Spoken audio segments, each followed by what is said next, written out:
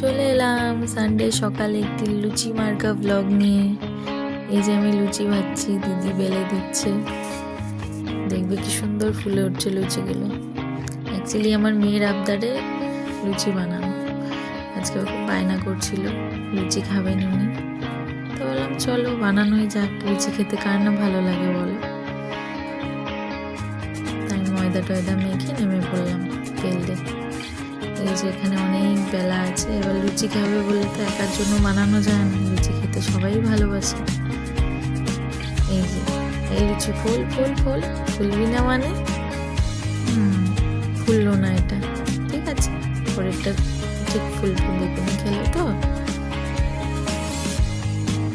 লুচির সঙ্গে করেছিলাম সাদা আলুর চচ্চড়ি, ফুলকপি, আলু, টমেটো, ধনে পাতা দিয়ে।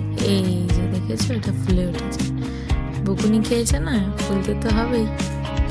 চলো দেখাই তোমাদেরকে প্লেটে কী কী দিয়ে সাজিয়েছি। এই যে কাল রাতে করেছিলাম পায়েস, তারপরে এই যে সুন্দর টেস্টি টেস্টি আলু চচ্চড়ি। চলো বরমশাইকে দিই। লুচি পেয়ে তো একেবারে হাসির কুল কিনারা নেই। এবার মেখে দেবো, তারপরে এই যে ম্যাডাম আজকে বায়না করলো, বসে পড়বো। উনি লুচি খাবে, পড়াশোনা করে এখন ব্রেকফাস্ট করতে বসেছে।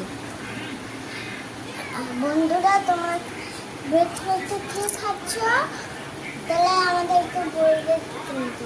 তাই খেয়ে দেখো কেমন হয়েছে।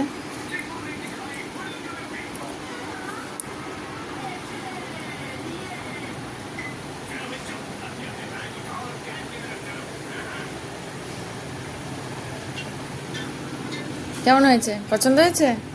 ঠিক আছে, খাও।